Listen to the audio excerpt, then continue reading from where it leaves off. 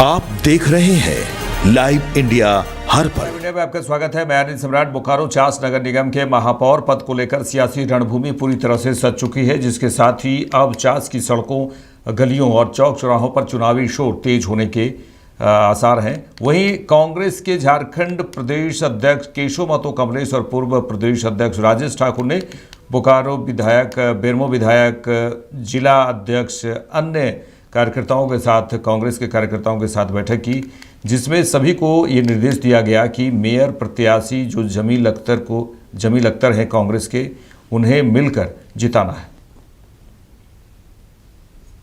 पूरे राज्य में 48 नगर निकाय का चुनाव हो रहा है और सभी जगह ये कोई दलगत से कोई अपने अपने पार्टी से चुनाव नहीं लड़ रहा है, लेकिन पार्टी का समर्थन है।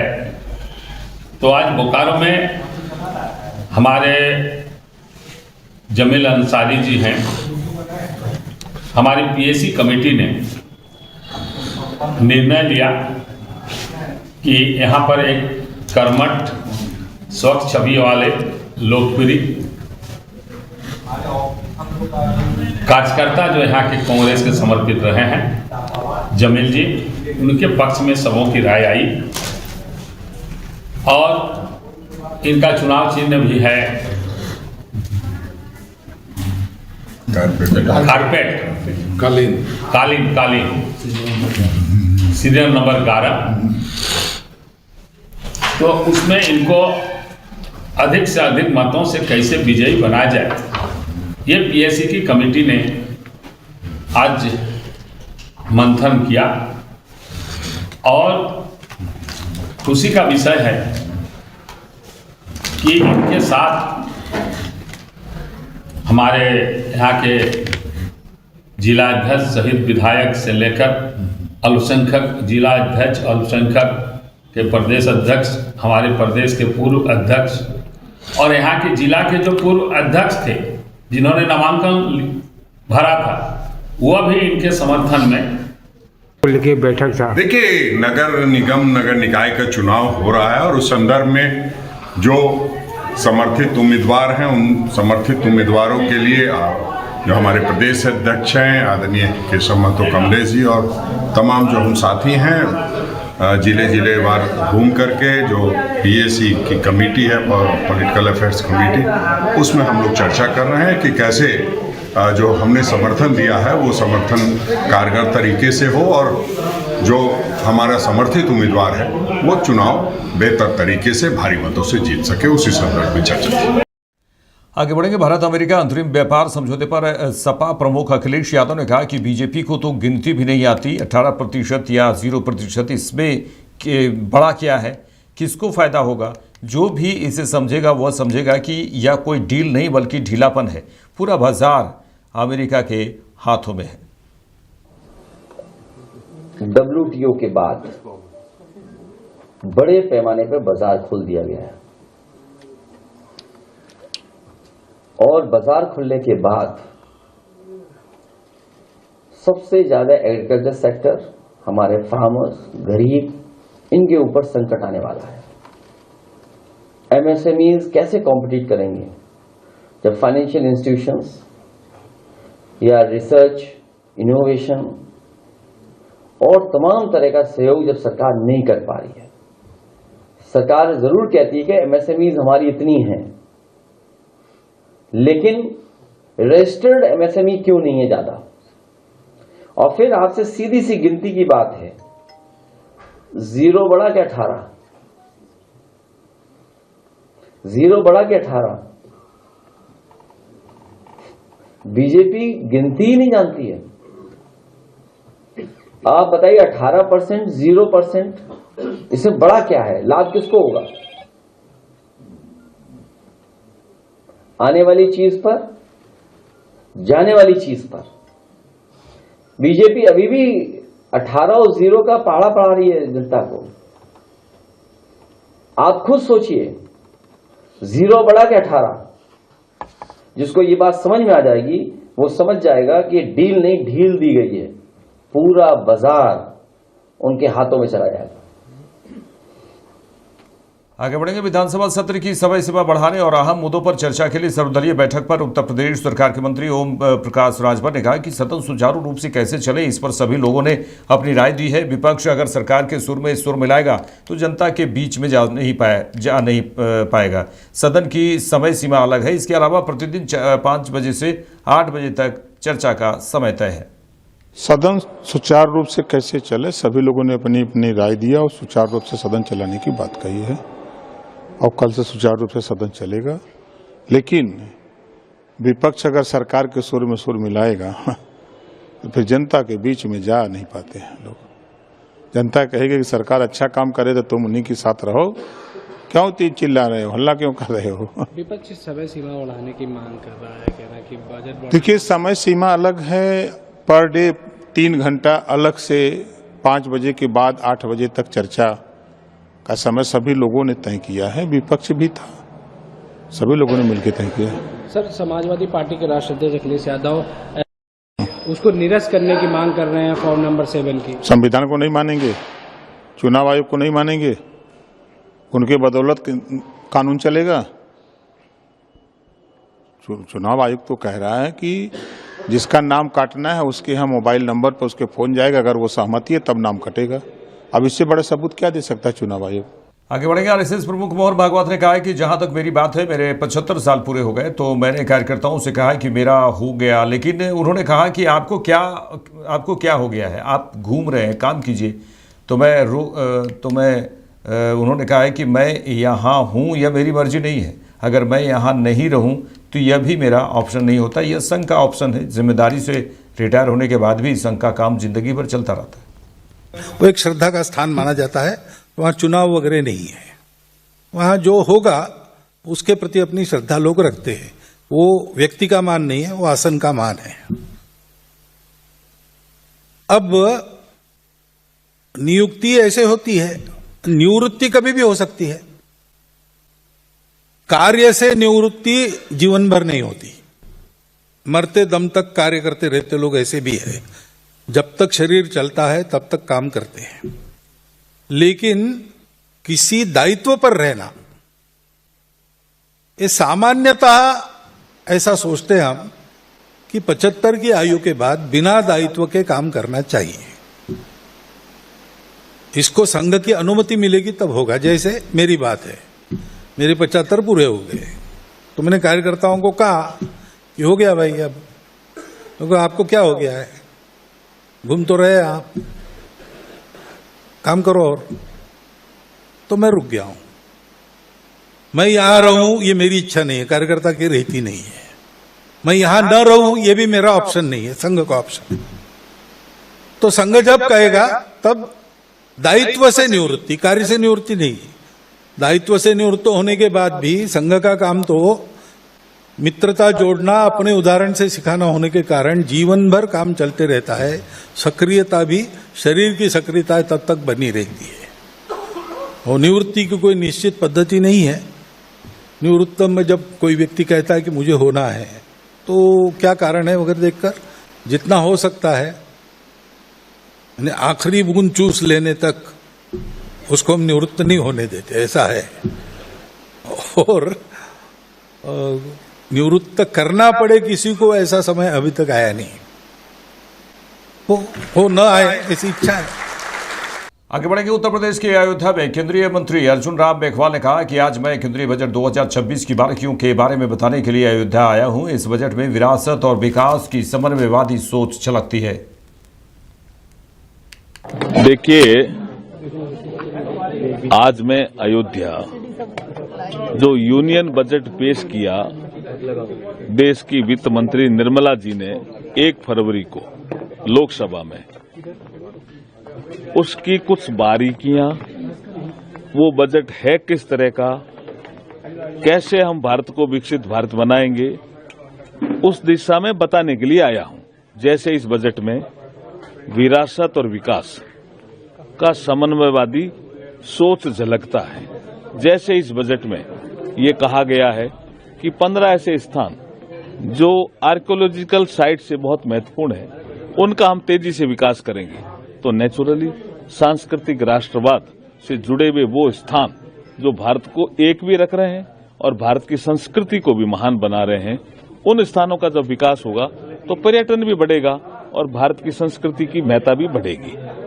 ऐसे बहुत से शहर, जैसे छोटे शहर हैं जिसको हम टियर 2, टियर 3 के शहर कहते हैं, उनका तेजी से विकास करेंगे, हर क्षेत्र का इंफ्रास्ट्रक्चर विकसित करेंगे, तो उन शहरों में रहने वाला हर नागरिक महसूस करेगा कि ये बजट शानदार है।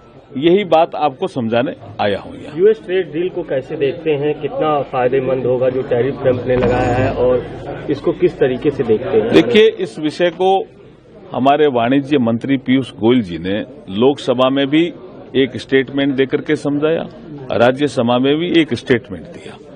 विपक्ष की जो एक डिमांड कह दीजिए या आरोप कह दीजिए कि यहाँ के जो एग्रीकल्चर के सेक्टर में काम करने वाले लोग हैं या डेयरी के सेक्टर में काम करने वाले लोग हैं या फिशरी के सेक्टर में काम करने वाले लोग हैं, उनको परेशानी होगी, उसको क्लियर किया पीयूष गोयल जी ने कि उनको कोई परेशानी नहीं होगी और भारत के हितों के अनुरूप समझौता हुआ है।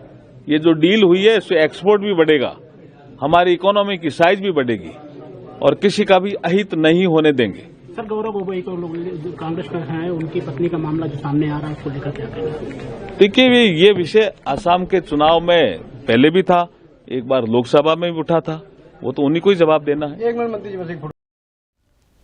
दिल्ली के मंत्री प्रवेश वर्मा ने कहा कि ठीक 1 साल पहले चुनाव के नतीजे आए थे और बीजेपी ने 49 सीटें जीती थी। तब से हमारे मुख्यमंत्री, सभी मंत्री और सभी सांसद और पूरी पार्टी ने 365 दिन काम किए, दिन रात 24 घंटे दिल्ली के लिए काम किया है। बहुत बहुत धन्यवाद देना चाहता हूं। आज से ठीक 1 साल पहले इलेक्शन का रिजल्ट आया था और इसी समय लगभग भारतीय जनता पार्टी की 48 सीटों की घोषणा हुई थी। हमारी सरकार बनी थी 1 साल में।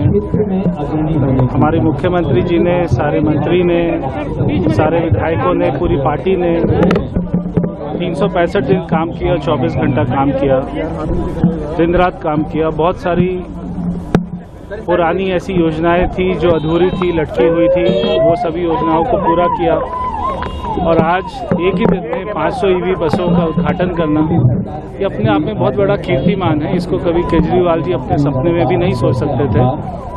आम आदमी पार्टी ने 11 साल का मौका मिला, कोई काम नहीं किया, मगर 1 साल में भारतीय जनता पार्टी की दिल्ली सरकार ने इतने बड़े बड़े काम किए हैं और आने वाले सालों में बहुत बड़े बड़े काम होने वाले हैं। ये सारे काम दिल्ली को नई दिशा की ओर ले जाएंगे, दिल्ली को विकसित दिल्ली की ओर ले जाएंगे। दिल्ली भारत की राजधानी का स्वरूप वो अपने आप में सुंदरता के साथ में निकल कर आए, इसके लिए हमारी कोशिश है। यमुना एक बड़ा वादा था, क्या ये साल जब 20 तारीख को शपथ ग्रहण हुआ था पिछले साल, दिल्ली को कुछ ऐसी उपलब्धि या नज़ारा देखने के लिए मिले? देखिए, आपने देखा होगा बहुत सारी मशीनें अभी हम लेकर आए हैं और वो चल रही हैं, जो सारे नालों में, सारे हमारी माँ यमुना में अंदर की जो गाद थी, सिल थी, जो 50-50 सालों से साफ़ नहीं हुई थी, उनको साफ़ करने में लगे हुए हैं। नए एससीपी प्लांट बनाए जा रहे हैं, जिन गाँव में, कॉलोनियों में सीवर लाइन नहीं है वहाँ पे डाली जा रही हैं। पूरे दिल्ली को सीवर नेटवर्क से जोड़ा जा रहा है और जब ये काम सारा खत्म हो जाएगा उसके बाद में माँ यमुना का एकदम पावन और निर्मल हमको रूप दिखाई देगा। 20 तारीख तक कोई कार्यक्रम जो आपके विभाग से जुड़ा हो, जो दिल्ली को सौगात? बहुत सारे कार्यक्रम अभी होंगे, आपको आने वाले समय में सूचना मिलती रहेगी। उत्तर प्रदेश कांग्रेस अध्यक्ष अजय राय ने कहा है कि आज हजारों की संख्या में लोग आए थे और अपने संसाधन से आए थे। लोगों ने वचनबद्धता दिखाई है कि सरकार को उखाड़ फेंकेंगे। सीधा मैसेज है कि आज आम आदमी, आप देख सकते हैं, गांव का किसान, आम आदमी, महिला, संख्या आप देखिए, हजारों की संख्या में लोग यहाँ आए थे और अपने संसाधन से आए थे। मोदी जी की तरफ बस नहीं लगाई गई थी, गाड़ी नहीं लगाई गई थी, खाने का पैकेट नहीं दिया गया था, पैसे नहीं दिए गए थे, केवल पानी के बोतल से आप देख सकते हैं, एक भी कोई पैकेट आपको नहीं मिलेगा कहीं खाने का। लोग अपने पैसे से, अपने संसाधन से आए, अपने खा पी कर आए और लैया चना खाकर, सतुआ में पानी पीकर हम इस सरकार को उखाड़ कर फेंकेंगे, इनको भगाएंगे। ये लोगों ने यहाँ से वचनबद्धता, कटिबद्धता दिखाई है। बीजेपी के राष्ट्रीय अध्यक्ष नितिन नवीन के बिहार दौरे पर केंद्रीय मंत्री नित्यानंद राय ने कहा है कि बीजेपी के राष्ट्रीय अध्यक्ष नितिन नवीन बिहार पधार रहे हैं। कार्यकर्ताओं में भारी उत्साह है। उनके स्वागत की तैयारी में लोग लगे हुए हैं। बिहार उनका घर है। भारतीय जनता पार्टी के राष्ट्रीय अध्यक्ष माननीय नितिन नवीन जी बिहार पधार रहे हैं, पाटलिपुत्रा की धरती पर पधार रहे हैं। कार्यकर्ताओं में भारी उत्साह है। उनकी स्वागत की तैयारी में लोग लगे हैं और उनका घर है बिहार, तो आते ही रहेंगे। और कार्यकर्ता के स्वागत की तैयारी जो जोरों शोरों से है और स्वतः है, और कार्यकर्ता ही नहीं, यहाँ की जनता भी माननीय राष्ट्रीय अध्यक्ष आदरणीय नितिन नवीन जी की तैयारी में लगी। बिल्कुल, माननीय प्रधानमंत्री जी ऐसे ही नहीं कह रहे हैं। भारत जब दुनिया का भरोसा बना है तभी कह रहे हैं, और विवेकानंद की वह भविष्यवाणी पूरी होती नजर आ रही है कि विवेकानंद जी ने भविष्यवाणी की थी कि 21वीं सदी भारत का होगा, और भविष्यवाणी करने वाले स्वामी विवेकानंद जी के बचपन का नाम नरेंद्र, और आज गरीबों के मसीहा और कर्मयोगी प्रधानमंत्री, दुनिया के सबसे लोकप्रिय नेता, भरोसेमंद नेता, भारत माँ के वीर सपूत का भी नाम नरेंद्र। पूर्णिया से सांसद पप्पू यादव की गिरफ्तारी पर जेजेडी प्रमुख तेज प्रताप यादव ने कहा कि उन्होंने मांग उठाई थी, पुराने केस में फंसाकर अंदर कर दिया गया है, कहीं न कहीं माहौल खराब किया गया है। उन्होंने कहा कि सरकार को मामले में संज्ञान लेना चाहिए। हाँ, तो पप्पू यादव अपना मांग उठाए थे और पुराने केस में इनको फंसा के अंदर कर दिया गया है, तो कहीं ना कहीं तो माहौल खराब किया जा रहा है। और रहा बात सरकार का, तो सरकार को इसमें संज्ञान लेना चाहिए। हम तो यही कहना चाहेंगे। राहुल गांधी और प्रियंका गांधी ने कहा है कि पप्पू यादव लगातार नीट छात्रा के मामले को उठा रहे थे, तो कहीं ना कहीं सियासत करके पप्पू यादव को गिरफ्तार करवाया गया। देखिए, इसमें सरकार कहीं ना कहीं से सरकार देख रही है, और सरकार तो बेवकूफ़ तो है नहीं, तो सरकार संज्ञान में ले रही है कि कौन दोषी है, कौन किसके ऊपर क्या कार्रवाई करना चाहिए। तो ये तो सरकार का काम है, प्रशासन का काम है। अब राहुल गांधी या प्रियंका गांधी क्या कर रहे हैं, नहीं कर रहे हैं, ये लोग सब मैटर में घुसे हुए अपना चेहरा चमकाने के लिए। तो चेहरा चमकाने से नहीं होगा, काम करने से होगा। सर, बीजेपी वाले लोग कह रहे हैं कि अब जाके राहुल गांधी और प्रियंका गांधी का आंख खुला है नीट छात्रा के लिए। तो लेट से ना खुला उन लोग का आंख, तब से तो राहुल गांधी तो मोटरसाइकिल अब फटफटी चलाने में व्यस्त थे, तब कहाँ नहीं खुला था आंख। बीजेपी सांसद राजीव प्रताप रूडी ने प्रेस कॉन्फ्रेंस की रांची में केंद्रीय बजट को सराहते हुए उन्होंने कहा कि यह देश के विकास के लिए एक बेहतरीन बजट है। वहीं एमएसएमई की चर्चा करते हुए उन्होंने कहा कि सरकार ने रोजगार के लिए विशेष ध्यान दिया है। 10,000 करोड़ की राशि एमएसएमई में दी गई है। रोड्स के लिए हो, ट्रांसपोर्टेशन के लिए हो, रेलवेज के लिए हो, रोड्स के लिए हो, कैपिटल गुड्स का एक बड़ी भूमिका है, और मैन्युफैक्चरिंग पर इस पर विशेष ध्यान दिया है। सबसे बड़ा भारत में अगर कोई एम्प्लॉयमेंट का सोर्स है वो एमएसएमईज है, जिस पर हर सरकार ने, पिछली सरकारों ने, अपनी सरकार ने एमएसएमईज पर विशेष ध्यान दिया है। और इस बार विशेष रूप से उसके प्रोत्साहन के लिए 10,000 करोड़ की अतिरिक्त राशि उपलब्ध कराई गई है अगले 5 वर्षों में प्रोत्साहन के लिए। इंफ्रास्ट्रक्चर में 2014 से सरकार लगातार, और मैं इसलिए कह रहा था कि आज हमारे साथ कुछ कार्यकर्ता पटना से आए हैं, और आज 4.5 घंटे में वो पटना से यहाँ आ गए। और एक जमाना था कि हम 9 घंटा, 10 घंटा, 11 घंटा, 12 घंटा में आते थे। तो स्वाभाविक तौर से चाहे वो सड़कों का निर्माण हो, इंफ्रास्ट्रक्चर हो, कनेक्टिविटी हो, बृहद पैमाने पर इन सब चीजों का काम हो रहा है। तो इस पर सरकार ने इंफ्रास्ट्रक्चर पर संरचना, और संरचना का स्वरूप बहुत ही बड़ा होता है और देश के लिए होता है, जिसमें हर राज्य की बड़ी भूमिका है। मेरे साथ इस बुलेटिन में था ही। देश दुनिया की तमाम खबरों के लिए देखते रहिए लाइव इंडिया। नमस्कार।